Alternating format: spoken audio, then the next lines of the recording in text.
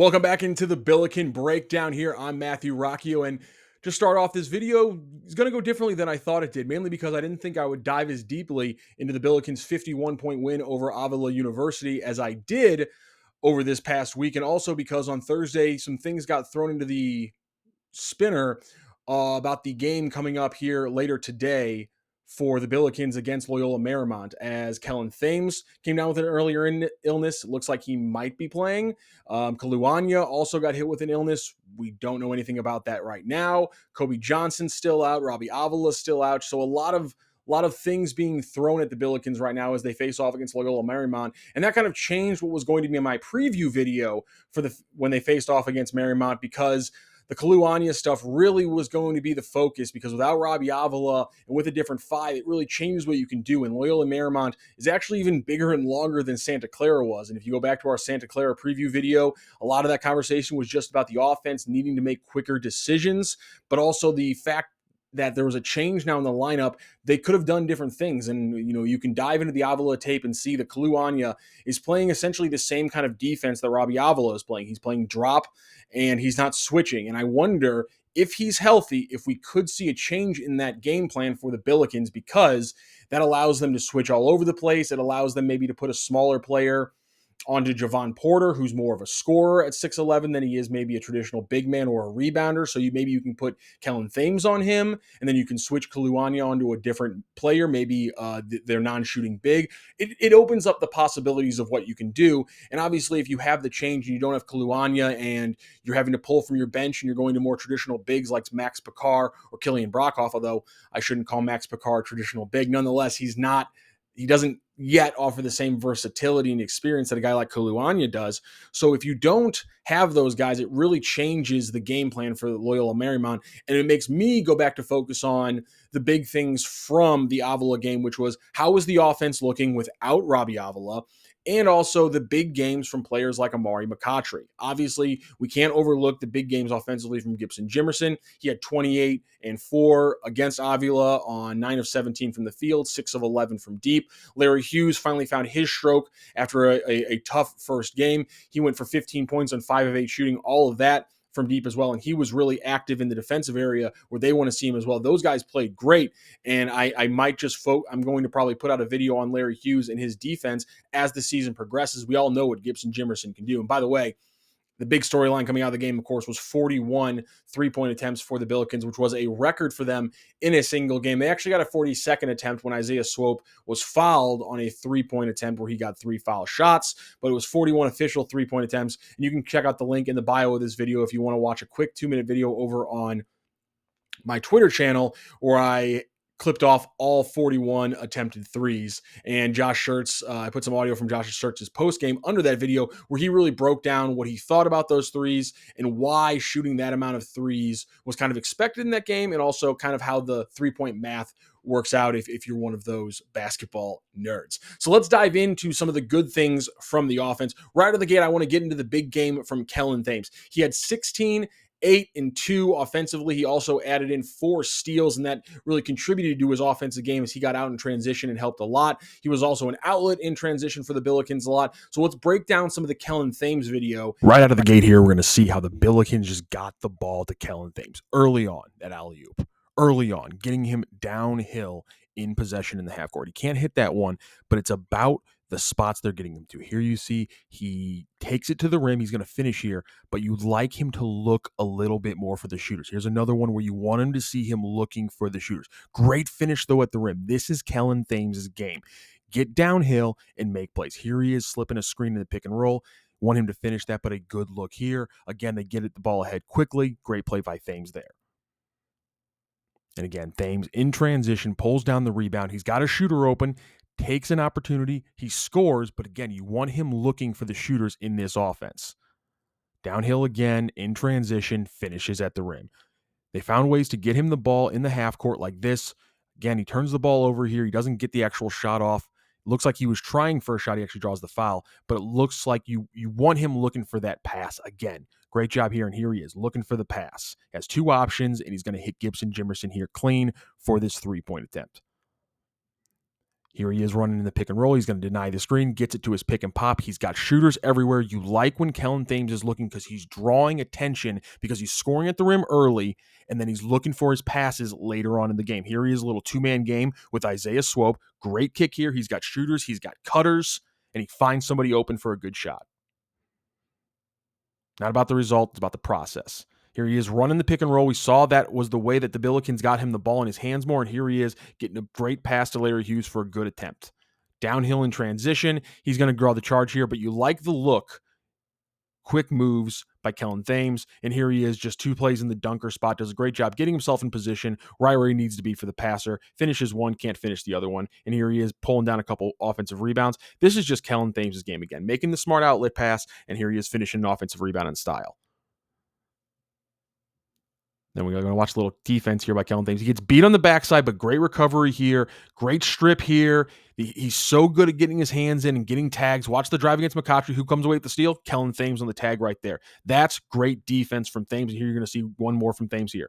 He's going to overcommit a little bit, and that's the problem with tagging too much. There you are, seeing a lot of versatility from Kellen Thames right out of the gate. Just those defensive possessions, what he's able to do as a ball handler and as a screener in the pick and roll. This is the kind of stuff the Billikens are going to need tonight against Loyola-Marymount if Kellen Thames is healthy. Again, he was sick after the game on Sunday. He was in the facility on Thursday as they were trying to see if he was able to go. So if he's able to go, watch for him to be key as a defensive switcher. And also, they're not calling a lot of plays for him in there. I showed you, they used that set early in the game to get him that alley-oop, and then they only used it one other time, and he was more of a decoy the second time they used it. So they're not necessarily calling more plays for Kellen Thames. What we did see was he had the ability to lead off the rebound and then start pick and rolls as the ball handler.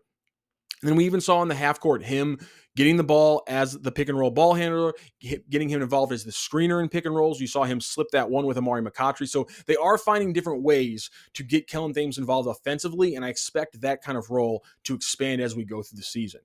Speaking of a role expanding as we go through the season, I think Amari McCottry's big game surprised everyone, including the Billikens coaching staff. He didn't play the first game, the freshman, but he did get involved, obviously, thanks to the injury to Kobe Johnson, Robbie Avila. They needed to change things around, and Amari McCottry got the nod, and he certainly did not disappoint. While the numbers don't jump off the page, 5 points, 5 rebounds, 6 assists, and 4 steals, you really got to watch the tape to really see how impactful he was. And again, I mentioned in this highlight package coming up, it is NAIA competition. This entire video can be taken with a big grain of salt because of that, but this is the team in front of you. This is what happened. Obviously, on some of these passes, the seam's going to be smaller against Loyola-Marymount, but I still believe he can make these kind of passes. So let's get into Amari McCottry's big game, his first game as a college basketball player. Assist counter in your top left corner. Here's Amari McCottry, all his passes, all his dishes in this game. Early, gets one out there to Kellen Thames. We're going to call that a virtual assist, a beautiful pass, but they can't connect on it. Here he is, quick one up to Isaiah Swope. Swope's going to stroke this one, giving him his first assist of the game. Just watch that assist counter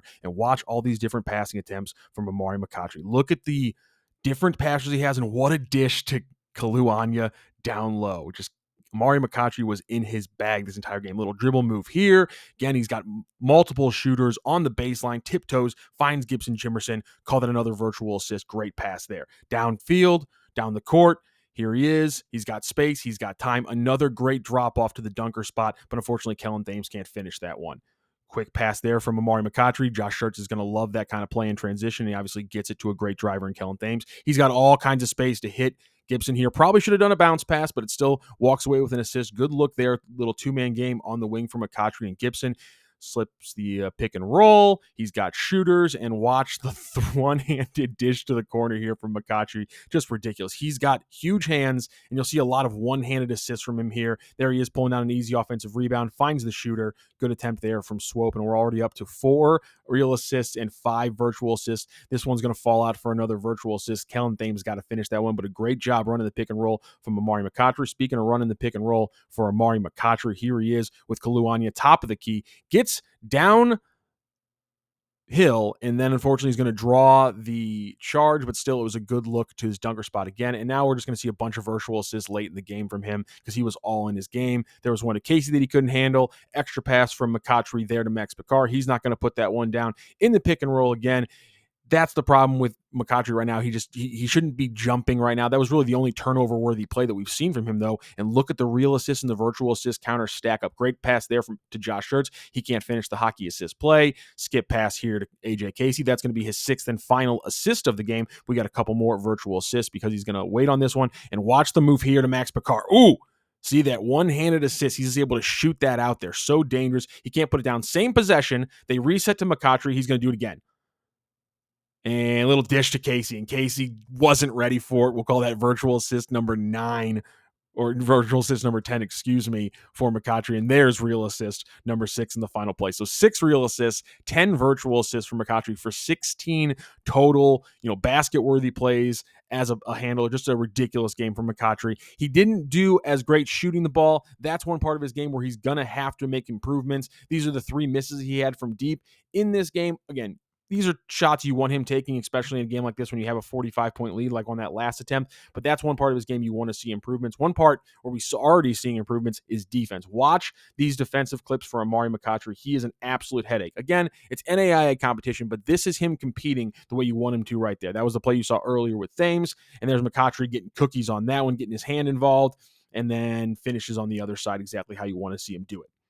Here's another defensive play. He's pressuring the man high. He's going to get his hands on the ball. And this is the one thing that jumped out for me, Amari McCottry. He's diving. That's just an 8-point game, okay? He's diving when it's an 8-point game early. That's what you want to see. That's what you expect to see from a freshman.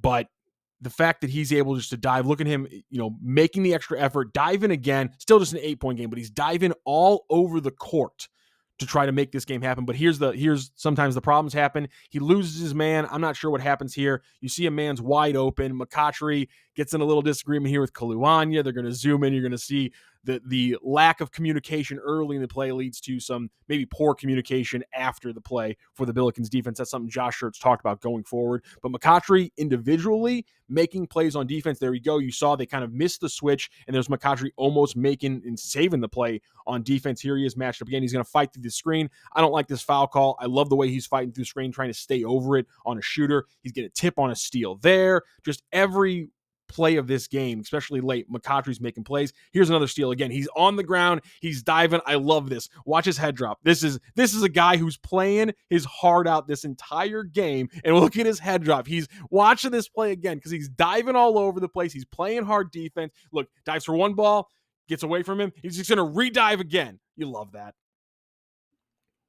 Just so much to like there from the McCottry game, especially when you look at defensively, especially today. If he's one of the healthy guys, and Kalu Anya is not healthy, even if Kellen Thames is healthy, but if he's not, the fact that he is 6'6" with a 7'2" wingspan, I believe are the exact numbers, is insane. And when you go up against the length and size that a team like Loyola-Marymount has, you need his kind of play. Again, you saw in the middle of those defensive highlights, the mistake, the miscommunication. Josh Schertz talked a lot about the lack of communication. He said communication is the worst part of their defense right now. And I think you saw throughout the plays against Avila some miscommunications, some missed switches. Those things are going to happen when you have a new team. And especially tonight, if you have less experience and you're playing more of your freshmen and more of your bench players, that can be exacerbated. But a guy like Amari McCottry is able to save you because he's able to cover so much ground because of how big and long he is. And man, his sense for the game is insane. When you watch all of those, as we call them, virtual assists, thanks to Fran Fraschilla for that reference, by the way, when you see all those virtual assists, all those plays where he got a great pass off, but either it was a foul or the player just couldn't hit the shot, he was an incredible playmaker. And again, we talked a lot about how Isaiah Swope isn't the primary playmaker on this team. It's Robbie Avila, and then from there, the other wings have to get involved. Well, Amari McCottry, right out of the gate, got involved. And let's keep rolling on talking about this offense. I'm going to get into a little play package here, breaking down some similar plays. Right off the gate, we're going to get into the Kellen Thames sets I was talking about earlier, when we're going to look at the pick and roll and how we're seeing the Josh Schertz Billikens run half-court offense early right now in his tenure. Again, there wasn't a lot of half-court to take from it, and Josh Schertz wasn't too happy with the half-court offense he saw. We're going to get to that in a little bit. But here's what I saw from the Billikens half-court offense, and here's the things I liked. Let's get into the half-court offense for the Billikens against Avila. Some stuff to look at for this game. Right out of the play, you're going to see that alley-oop play to Kellen Thames that we saw early, because we saw it twice early, and they ran it a little bit differently. And I just want to show you how they ran it differently because I thought it was a fascinating play. So again, very simple. Screen from Kalu Anya. Kellen Thames is going to make the run. Watch him point here. Makes a little point. He lets Isaiah Swope know, I got the space. I see what I need. Isaiah Swope puts it where he needs to for him to finish that one. Okay, so we're just going to see a different play, similar set. Look where everyone is. Very similar to the same play. You're going to get the same screen from Kalu in the same drive, but you saw there was no point from Kellen, so they're going to run something differently. And here's what I think they're doing here. They run that initial set, and then here's a build off it because you give Avila one look, and now you go to a different look. They run this, but the real action is over here with Kalu and Gibson. They're trying to get to that little two-man game going with them, and they can't, so they're going to have to work into some secondary, some third, some even kind of fifth action is what really gets the score here. And while we're here, I just want to talk about Kalu Anya. He's got to be a passer. He's got the shooters there. He's got to be a passer as he tries to dunk this one. Josh Schertz talked about that play in the postgame. He's got to be a passer. Again, we're going to see some pick and roll action here from the Billikens. And the big thing is to watch the secondary action behind the main pick and roll. Look at the screen here to give Brockhoff more move on the pick and roll. Look at Larry Hughes running around the corner. He's also going to get a screen from AJ Casey on the backside. Screen here. Look at Isaiah Swope swooping back up. So the creation on the pick and roll, just not the initial action is what I want to focus on. It's the secondary action that creates space for the initial action. Here's the pick and roll from Dotzler to Brockhoff right there. It just looks like an easy pick and roll where you hit your big man. But I want you guys to watch the top of the screen. First of all, look at the action here to create space for Brockhoff for the screen. Right there, we're creating space. But look at the top of the screen. Watch what Gibson and Picard are going to do because there's the main screen. Look at what Gibson and Picard are doing. Picard's setting a screen for Gibson to create a spot for a shooter. And by the way, all that space for Brockhoff, again, as you saw there with Swope earlier, created space for Swope as a shooter as well. Let's watch it again one more time. Slowing this down.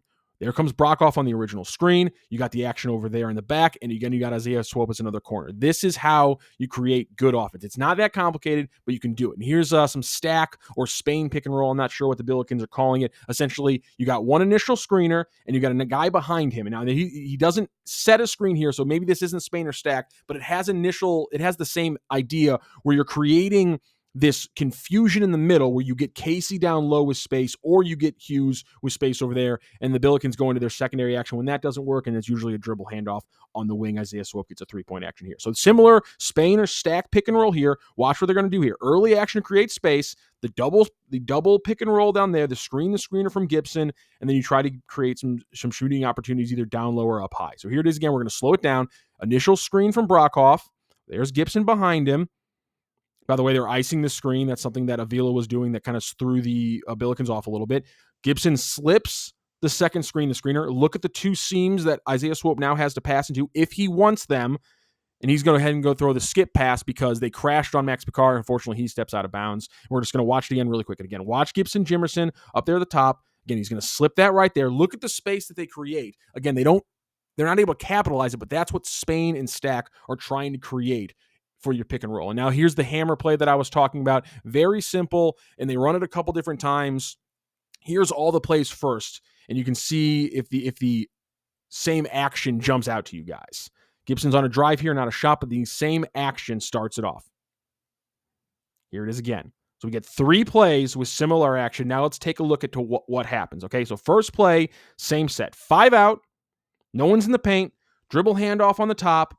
There's the screen. Kalu sets the screen, and Gibson's going the other way, and you got a little skip pass. By the way, he keeps the guy in the corner. I just want to notice that. He keeps the guy in the corner before Gibson shoots that. Same setup here. 5 out. We're going to get a dribble handoff and a screen. Brockhoff sets the screen. By the way, they changed how they set the screen because now he's going to reset the same screen, and now Gibson's going to move from the top of the key to the slot. Get that skip pass from Picard. They're going to move the man in the corner to Josiah Dotzler, and that's going to open up the space. Here's the third one. Slightly different space, 5 out a little bit, but they're going to enter in to the big man, keep the space behind him clean. That allows him to look that way, little head fake. Then you get the screen from Casey, skip pass from Picard to Larry Hughes, who knocks down that attempt. So there's the hammer action that we saw, and here's some inbound plays from the Billikens. I love these to get Isaiah Swope some easy attempts. Isaiah Swope screens there. Kalu steps into the space. You're wide open for Isaiah Swope. They do something similar on this one as well. First play looks like it's going to Doetzler. Oh, well, there's Isaiah Swope on the short side with the easy one. Again, Doetzler there. Swope screens a man. Brockhoff steps up. He is caught. Look, we're going to go back to this. Watch how Swope's guy is caught in no man's land on this play because Swope's screening the big man. Swope's man went with the other big man, Picard, and now Brockhoff's going the other way. Wide open space for Isaiah Swope. Beautiful way to create offense. And that's breaking down the Billikens half-court offense. Again, a lot of things to like in there, but we're talking about, 10 plays out of 60, 70 possessions, and a lot of that team was playing out in transition. There's not probably going to be a game where they get to play in transition and off the hop that often against other D1 competition. So again, you have to take it with a grain of salt. That is NAIA competition, but I liked what I saw from these sets, the Kellen Thames set, the hammer plays that they were getting the shots from, all the different action we're seeing from the pick and rolls. I like the motion and the action we're seeing from this Josh Schertz offense, and it's only going to get more fun as the season goes and as players get healthy, as they're able to actually get into their deep bag. Speaking of which, Josh Schertz talked in his postgame about triggers, and this has been a big thing. We talked to him also in his pregame availability on Thursday about triggers, essentially, actions that give you an advantage on offense. And so here's Josh Schertz from his postgame after the Avila game, talking about the needed improvement and talking a lot about the needed improvement when it comes to executing triggers between the Avila game and tonight's game against Loyola-Marymount. We have to get better at understanding that, that we got to get to create triggers quicker, and with Robbie out, we have to do it collectively, and that everybody on the floor can do that. Everybody on the floor can be a screen setter. Everybody on the floor can create a trigger. Everybody on the floor can get to different actions. And how quickly we can get to those actions, how quickly we can get in and out of those. We had a really good play in the first half, and it was 19-18. I remember because it wasn't a whole lot in the first half, but I think Kellen set a step up from the he was in the corner. He set a step up, and we hit the seam. And Kellen got the ball in the seam, and he collapsed the defense. There was 3 defenders. He skips it opposite to Gibb for a wide open 3, and we bang that. That's simplistically, we have to get more guys creating more triggers, get to those advantages quicker, play with more pace in and out of our triggers. We got to get the ball ahead better. We got to play ahead more, get the ball ahead of the defense and take defenders out of the half court. Where we had a couple good pitch aheads today where, maybe there was 5 guys in the half court. The more we can get the game from 10 players to, anything's better than having 10 players in the half court. So the more we can get it, the less people in the half court, the more space. And then we got to get better at having pace in and out of our triggers to make sure that we're creating advantages. And if we don't get that trigger, if we don't create the advantage, we don't win the trigger, that the ball turns, we play to the next side. And again, it's got to be, it's a change for us because when you have Robbie, he's a primary playmaker. He facilitates and distributes in his passing, and the menu changed a little bit because we don't have guys who can hit splits. There's a couple times Kalu had guys open. He's not making that pass yet, not comfortable. But where Robbie would hit those, but we've got to be better in all those areas. We got 4 days to try to make a jump. We've worked on it for 4 days. It's better than it was whenever we came back Tuesday. But it's not good enough, for where it needs to be to probably, be above the line on Saturday. And that was Josh Schertz in his postgame from the Avila game talking about the improvements they need to make going into tonight's game against Loyola-Marymount. I've said it a couple times in the video. I'll say it again. Loyola-Marymount is absolutely huge, and they do not play like you've heard about Loyola-Marymount. They're a much more slow team, and when they have that kind of size, there's a reason they play a little bit slower. They do have Javon Porter. He's an incredible scorer. The transfer from Pepperdine, they got transfers all over the place over there. So he's a very good scorer. And it's going to be interesting to see how the Billikens defend him. I have no idea right now because if everyone was healthy, I'd think you'd just be able to throw just a gauntlet of 7-foot wingspans at him. Kobe Johnson, Kellen Thames, Amari McCottry, Kalu Anya, just throwing bodies at him. But now, you're down maybe 3 of those 4.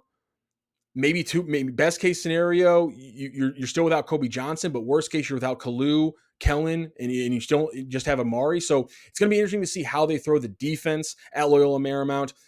People are going to focus on the rebounding because they struggled against Santa Clara.